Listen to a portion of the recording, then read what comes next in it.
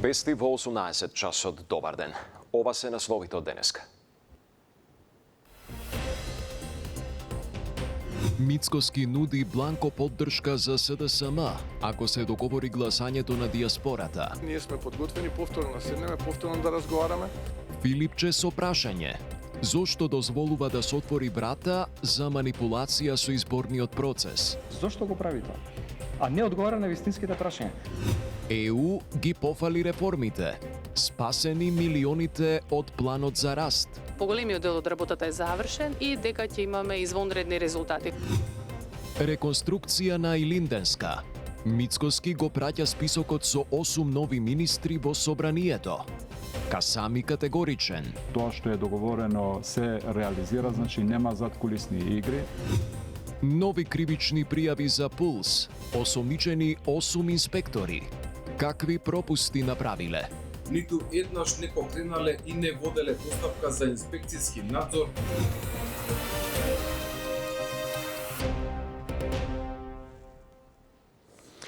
Премиерот Мицкоски упати нов повик до СДСМ за консензус околу изборниот законик, нудејќи гласање на диаспората преку пошта и бланко поддршка за сите останати барања на опозицијата. Лидерот на социјалдемократите Венко Филипче го одби предлогот со став дека гласањето без физичко присуство отвора сомнеш за изборен грабеж и побара формирање експертска работна група. Андријана Лазова-Божиновска со деталите. Освен електронски, може да се најде и друго решение за поголема вклученост на диаспората во изборите. Премиерот Мицкоски со нов повик до опозицијската СДСМ за консензус околу изборниот законик. Откако предлог законот заглави во собрание со над 13.000 амандмани, тој вели дека ВМРО-ДПМН е подготвена за нови меѓупартиски преговори. Ако биде постигнат договор, повтори дека ВМРО-ДПМН ќе даде бланко поддршка на сите други забелешки од опозицијските партии. Еве, ние сме подготвени повторно да седнеме, повторно да разговараме. Гласањето на диаспората да најдеме модалитет да биде во обем многу поголемо, со што би заштедиле пари, еве нека биде со писма, преку пошта, било како да најдеме форма како да го интензивираме гласањето на диаспората и да го направиме достапно за диаспората. Но опозицијскиот лидер Венко Филипче и понатаму се сомнева во намерите на власта за изборен грабеж, со оглед дека предлогот е да почнат од претседателските избори во 2029 година. Според него не треба да се избрзува, туку да се формира експертска работна група. Но тоа што премиерот менува, еднаш вака, еднаш така, само колку да помине законот, ствара сомнеш зошто го прави тоа, а не одговара на вистинските прашања. Зошто дозволува да се отвори врата за манипулација со изборниот процес и става терет на луѓето во диаспората, дека утре тие може да бидат обвинети дека учествувале во изборен грабеж? Зошто да им ставаме таков терет на тие луѓе? Нека дојдат, нека гласаат тука со фингерпринт и се како што ние гласаме сите. Од друга страна, евроамбасадорот Рокас порача дека предлог законот кој е во собрание е позитивно оценет од европските институции и очекува дека сепак власта и опозицијата ќе најдат заеднички јазик. The law in itself is a good one. ODIHR and the European Commission have positively assessed. Now, what is left over are the modalities. I understand that there are disagreements about these modalities, but what I sense is a very good will to overcome. And there is the committee in the Parliament on electoral law, and I hope that the parties on such an important matter, we will be able to sit down and find a consensus on these sensitive issues. Иако на лидерската средба во јануари партиите генерално изразија согласност за промена на изборниот модел и воведување на една изборна единица наместо сегашните 6, во предложениот закон ова прашање не е опфатено. Евроамбасадорот Рокас ги пофали реформите и најави дека земјава успешно ќе ги заврши клучните чекори, со што се спречува губење на европската финансиска помош. Премиерот Мицкоски потврди дека со Европската комисија е договорено решение за енергетскиот пазар, кој ќе ги заштити домакинствата од поскапа струја. Афродита Рамос. Евроамбасадорот Рокас позитивно го оцени исполнувањето на реформската агенда во јунскиот рок, составена од 51 реформски чекор, од кои се очекува да бидат завршени 19, во кои влегуваат и 10 со грејс период од лани. Очекувањата на Рокас е дека од 10 реформи со грејс период, за чие неисполнување трајно се губат наменетите европски средства, како што вели 9 или 9,5 чекори ќе бидат успешно завршени. За квалитетот на спроведените реформи пак се чека Европската комисија да се произнесе со финалната оценка во септември оваа година. Мора да кажам дека навистина внимателно работевме непосредно со владата со цел да ги исполниме овие чекори. Убеден сум дека поголемиот дел од работата е завршен и дека ќе имаме извонредни резултати. Она што е важно е дека во сите 51 чекор има напредок. Јас сум навистина сигурен дека гледам забрзување во реформите. Доколку успешно се завршат 19 реформи, би се ослободил бруто износ од околу 100 милиони евра од планот за раст, од кои, како што прецизираше премиерот, 1/3 се за ликвидност на буџетот, додека останатите се грантови за капитални инвестиции преку инвестицијската рамка за Западен Балкан. Како резултат на исполнети реформи пак, државава досега добила 142,1 милиони евра, информира од Министерството за европски прашања. Во контекст на најавите од Брисел дека Македонија е една од 3 земји кон кои би се распределиле европските пари изгубени од земјите од регионот кои не успеале навремено да испорачаат реформи. Премиерот вели дека веќе се дискутираат приоритетните области кон кои би се насочиле овие дополнителни средства. Јас очекувам и во овој јунски извештај да бидеме најдобри, како што бевме и во декемврискиот извештај. Мене ме радува и охрабрува информацијата која што вчера пренесе еден европски медиум, дека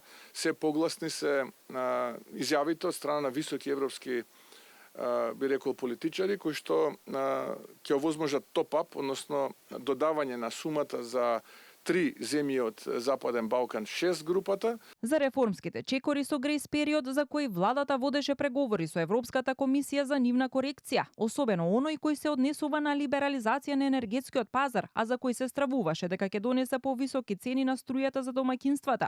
Премиерот Мицкоски најави дека веќе е постигнато решение усогласено со Европската комисија, според кое од нова година ЕСМ ќе испорачува максимум 70% од потребната електрична енергија кон универзалниот снабдувач Евана Хоум, наместо сегашните 100%.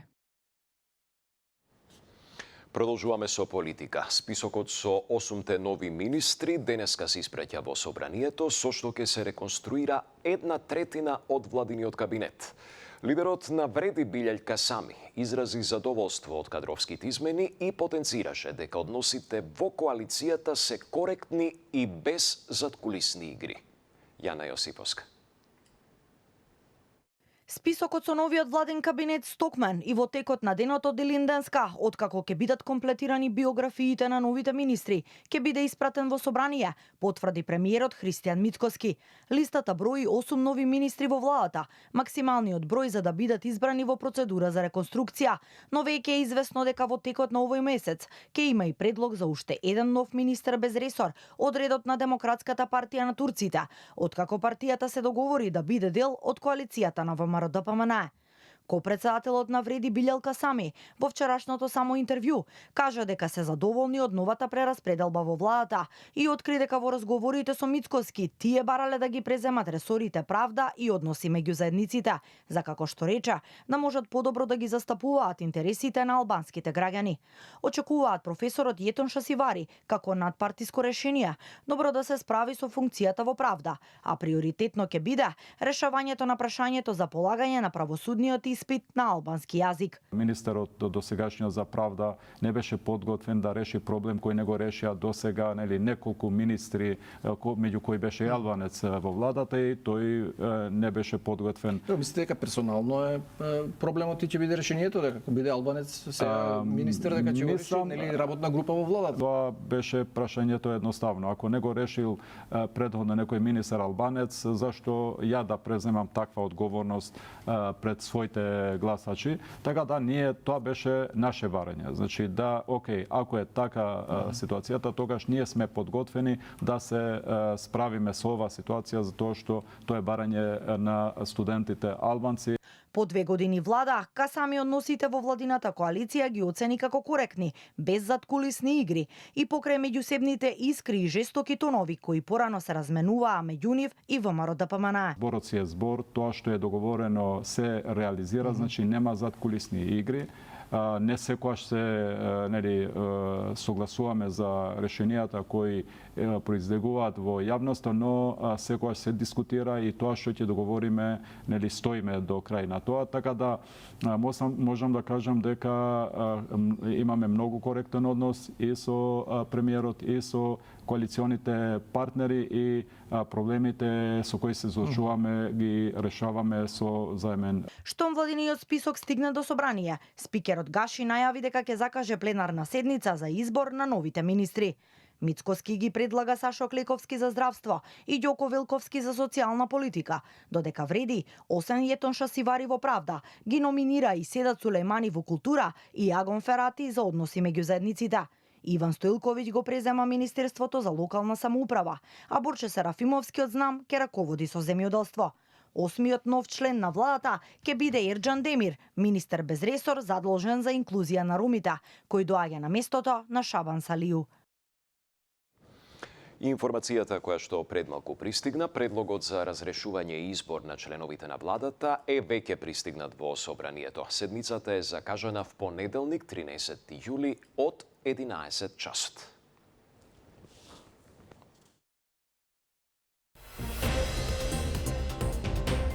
Владата со ултиматум до маркетите.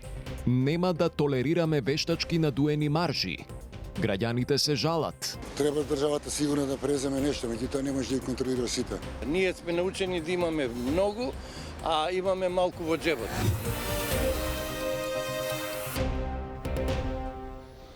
Одделението за внатрешни работи Кочани денеска до основното јавно обвинителство Кочани поднесе кривична пријава против 8 лица поради сомнение дека сториле кривично дело несовесно работење во службата.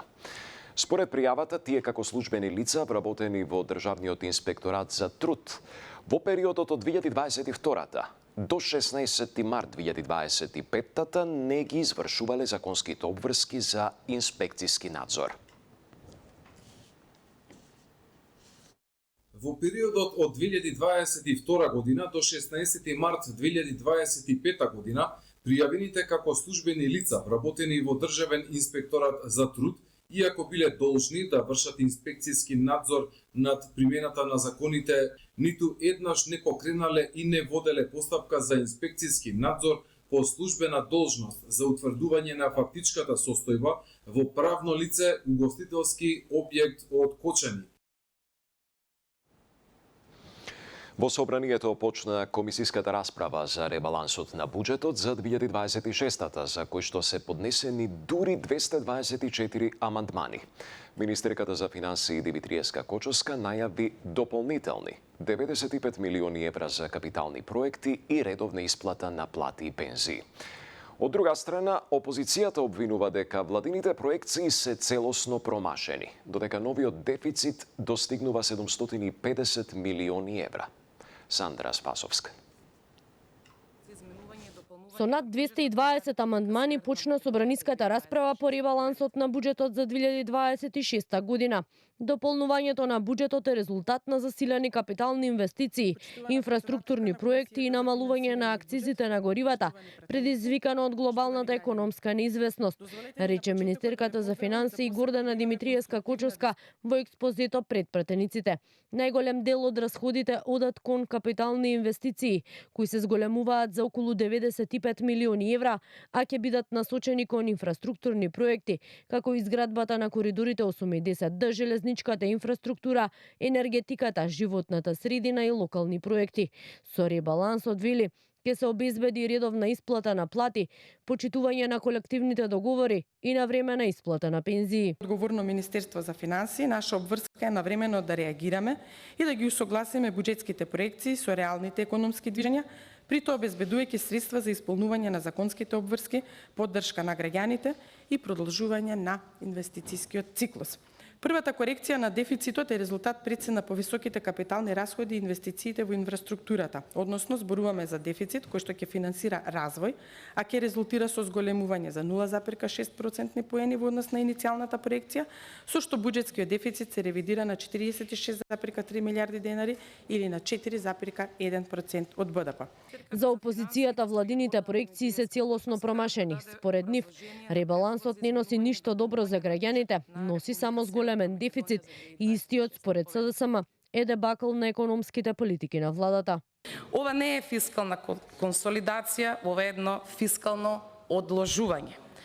Не се решава проблемот, туку се префрла во иднина преку нови приливи и задолжување. Приливите за финансирање растат, домашното и странското задолжување остануваат клучни извори, а јавниот долг веќе е близко до горната граница од 60% од БДП. Не може владата во исто време да зборува за фискална консолидација и да бара од собранието да изгласа поголем дефицит. Со ребалансот буџетскиот дефицит е околу 750 милиони евра или 110 милиони евра повеќе во однос на првичниот буџет, односно од сегашните 3,5 на 4,1% од БДП. Економскиот раст пак е проектиран на 3,5%, додека инфлацијата се очекува да изнесува 4,5%, што представува благо зголемување во однос на првичните проекции под влијание на надворешните ценовни притисоци и цените на енергенсите на светските пазари. Премиерот Мицкоски најави итни разговори во владата, откако анализите покажаа зголемување на маржите во маркетите за 2 до 5%. Додека граѓаните се жалат на постојани поскапувања и бараат конкретни мерки, следната недела се очекуваат новите официјални податоци за јунската инфлација. Маја Стојановска. Дел од трговците неоправдано ги зголемила бруто профитните маржи од 2 до 5%, споредбено со минатата година, покажале првичните анализи од контролите низ маркетите кои ги прави Државниот пазарен инспекторат. Ваквата информација ја сподели премиерот Христијан Мицкоски, кој најави дека представниците на овие маркети ќе бидат повикани на разговор во владата, оценувајќи дека ваквото зголемување е недозволиво. Паралелно посочи дека поради обемноста на материјалите, се уште траат анализите на околу 700 основни прехранбени производи, кои дополнително ќе покажат колку нивото на цените пораснало споредбено со минатата година и што доведува до нивно зголемување. Да бидам конкретен со пример, ако минатата година во јуни месец бруто маржата била 10%, сега е 12 или 15%. Тоа се тие дополнителни 2 до 5%. И тоа ние нема да го толерираме и многу јасна порака ќе испратиме кон тие. Кога би се намалиле тие 2 до 5%, тогаш практично ние би биле земја со најниска инфлација во Европа во овој момент. Во меѓувреме граѓаните кои ги анкетиравме велат дека цените низ маркетите постојано се менуваат, додека кај дел од основните прехранбени производи има одредени намалувања. Дел како што посочуваат остануваат прескапи за нивниот стандард. Граѓаните сметаат дека владата треба да преземе конкретни мерки за заштита на животниот стандард, особено за најранливите категории граѓани. Покачени се повеќе тие основни производи, нешто они спуштаат 2 денара доле, па после 10 денара горе и така. Треба државата сигурно да преземе нешто, меѓутоа не може да ги контролира сите. Значи не сум забележила многу покачување, зеленчукот фала Богу и овоше да паднаат цените. Има по нешто, неколку денари, меѓутоа скапо е. Треба некои погодности, гледам, читам по другиве земји дека има бенефиции, даваат, да кажам, во Србија и за пензионери и за тие по социјално загрозени. Не се високи цените, ниски ни се примањата. Тоа е разликата. Ние сме научени да имаме многу, а имаме малку во джебот. Инаку премиерот Мицкоски кажа и дека очекува следната недела да бидат објавени параметрите за инфлацијата во месец јуни, која очекува да биде пониска отколку во април и мај. Во месец април инфлацијата изнесуваше 5,7%, додека во мај се намали на 4,8%. Менуваме тема. Јавната дебата за новата еколошка дозвола на УСИЕ предизвика бурен револт кај екоактивистите, бидејќи Министерството забрани да се разговара за граничните вредности на загадувањето. Граѓанските здруженија бараат реален мониторинг и строги екокритериуми, какви што важат за фабриките во Европа. Колегата Игор Манасиевски има детали. Нема да зборуваме денес за граничните вредности кои треба да ги исполнува цементара Усие со новата дозвола, туку само за барањето кое го составиле за издавање на нова дозвола. За граничните вредности, колку ќе смее да загадува Усие во следните 7 години, ќе се дебатира кога Министерството за животна средина ќе изготви драфт верзијата на дозволата. Ова беше најчестата реченица од представничката од Министерството за животна средина, организаторот на јавната дебата за новата дозвола на цементара Усие. Новиот закон го транспонира или ја транспонира новата директива за индустријски емисии 2010, што значи новиот закон фул 100% ја транспонира оваа директива. Сите услови, сите гранични вредности ќе бидат препишани од БАД заклучоците, односно документи кои што произлегуваат од Бирото на Севилја. Ние ќе работиме согласно важечките закони кои што пак ги транспонираат европските директиви. Така да ние никогаш нити досега, а нема ни во иднина, да ги надминуваме пропишаните вредности кои што се дел од сегашната дозвола и во иднина кои што ќе бидат пропишани со обновената интегрирана еколошка дозвола. Граѓанските иницијативи Стоп за Усие, Здрава Котлина и Одва добија право да прашаат за загадувањето, кое досега се правело и како се мерело, но и да побараат строги критериуми да исполнува Усие, како што тоа го прават нивните фабрики во Грција, Бугарија и Германија. Мониторингот и известувањето за мерењето на емисиите се на многу ниско ниво, се рапортира за многу малце емисии, да речам за 30% од емисиите, се останато што е тешки метали, диоксини, фурани и најканцерогени работи воопшто не се известуваат. Поранешната пратеничка од Дом, Лилјана Поповска, на крајот укажа дека е безпредметна оваа дискусија, кога за клучната работа за граничните вредности за загадувањето не се разговара.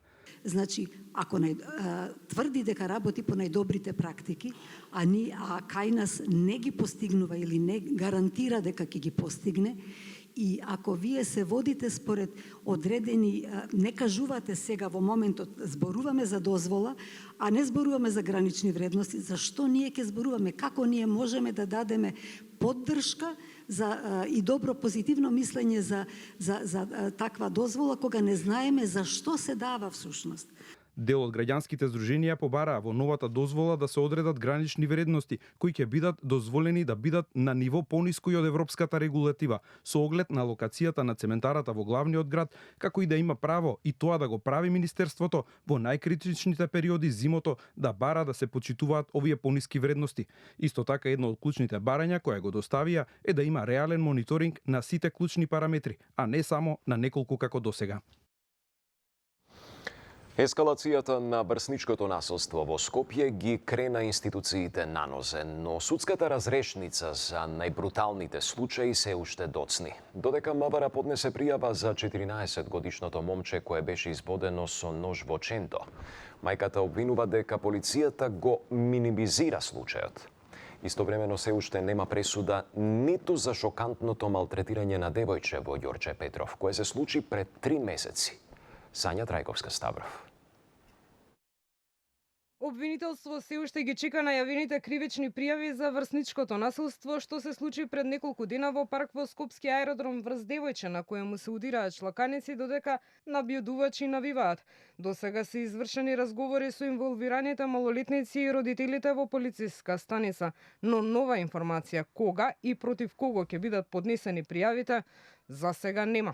Од обвинителството велат дека за случајот со 14-годишното момче кое пред 10 дена 7 пати било избодено со нож во ченто попладнево пристигнала пријава од МВР до нив.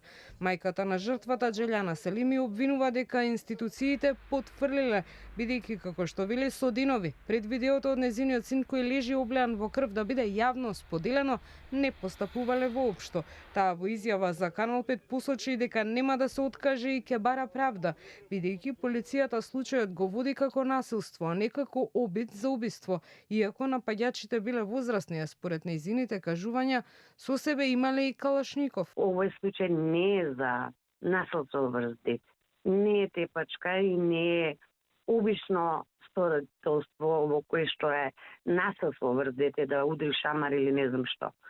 Ова е обид за убиство во кое што веќе има уводи од нож И тоа само 7 пати. Тука исто веќе тие веќе после 11 дена случајот се отвори, зашто претходно не беше случајот отворен од првиот ден кога веќе се случи немилиот настан. Очекувам правда до крајот. Да видиме што ќе биде во иднина. Али нема да се откажам се додека не се фаќаат сторителите.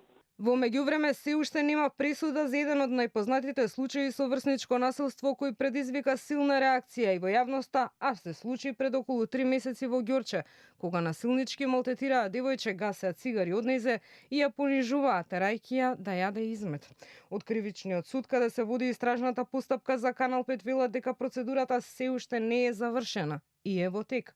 Во меѓувреме, има мерки за предпазливост за малолетничките, за кои јавноста не смее да знае кои се, бидејќи од судот велат и според Законот за правда на деца не се дозволува споделување на детални информации.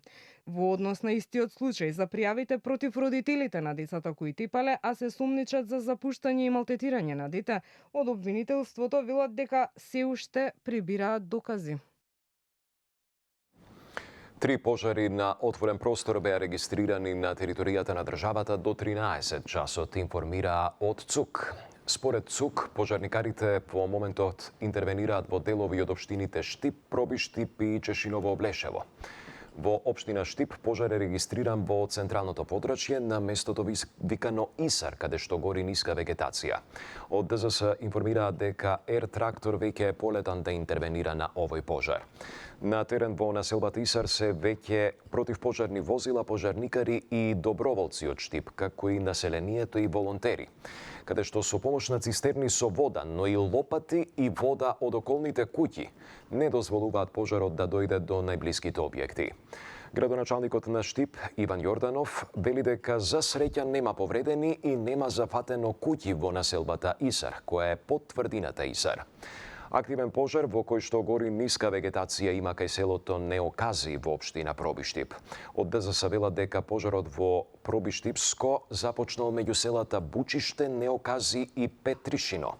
Според последните информации, овие пожари се ставени под контрола. А се уште се санираат последиците од завчерашното невреме во Скопско. Дополнително се прават и проценки на истите. Каква е состојбата на терен ни пренесува Дејан Трајковски? Страниците што требаше да се прелистуваат и прочитаат се натопени, залепени една за друга. Стотици книги наместо да бидат на полиците во магазинот на книжевниот центар Антолог, едно од најзначајните имиња на издаваштвото во земјава, пловат во водата која ја донесе невремето. Успеавме да стигнеме за 20 на минути откако не алармираа соседите, но со 2 голи раце не можеше многу да се направи, вели собственикот Жарко Кујунџиски, а службите кои ги повикале веднаш вели не дошле. Застекнавме стравична слика, дека се насобрало огромно количество на вода, дека инвентарот плута, вратите дека се разнесени внатре, имавме една стаклена врата, 2 дрвени, све разнесено и плута.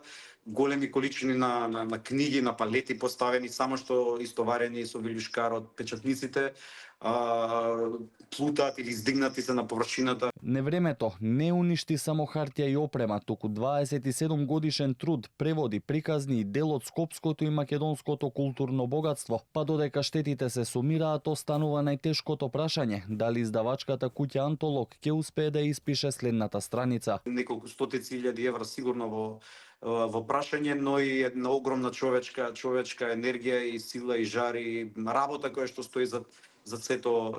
Се направивме апче за смирување за да може да дојдеме малку на себе и видовме како една кариера на нашите предци кои што ја основале Антолог и мојата која што веќе 15-20 години во Антолог и не само лично мене и на целата екипа и цел тим буквално паднала и се потопила во вода. Канал 5 во меѓувреме стапи во контакт со градоначалниците на најпогодените општини кои апелираат до граѓаните да пријават доколку имаат штети, бидејќи досега нема ниту една пријава за да можат да се оформат комисии кои би направиле проценка и истата би ја проследиле до влада. Неофицијално до мене има стигната информација дека има неколку поплавувања на подрумски простори во индивидуални домаќинства, граѓаните може да достават соодветна пријава до општина Аеродром и понатаму ќе биде проследена таа пријава до надлежните институции. На удар на невремето најмногу се најдоа газивава киселава од аеродром Чаир и Бутел, каде поголем дел од сообраќајниците беа претворени во реки, а подвозниците во базени. Општините и град Скопје се уште ги држат на готов скризните штабови поради можноста да се повтори состојбата, согласно најавите изминативе денови.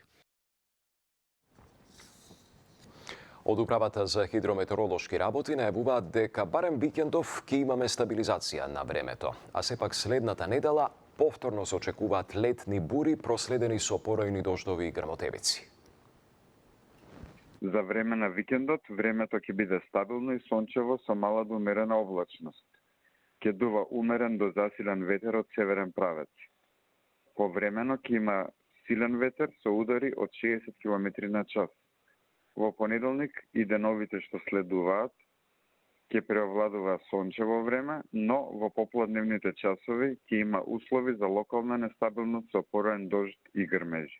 Во моментот индикаторите покажуваат дека поинтензивно евентуално би било во среда и четврток, но тоа е многу далеко за да прогнозираме. Преку Европскиот мировен фонд, армијата доби воена опрема вредна над 40 милиони евра. Презентацијата беше денеска во касарната Илинден, каде што имаше и показна вежба на припадниците на армијата. Првиот пакет на опрема што стигна, збориме за пакет тотал околу 40 милиони евра и плюс дополнителни 2 милиони евра за балканските медицински цели. Значи, работиме постојано, се надевам дека во наредниот период ќе најавиме дополнителни пакети, каде што ќе опфатат дополнителна опрема, но на што сакам да го кажам е дека исклучителната соработка што имаме со амбасадорот, со европската делегација, внесува голем плод, внесува дополнителна опрема, внесува зголемување на буџетот. Само вистина во продолжение на Канал 5. Пријатна вечер.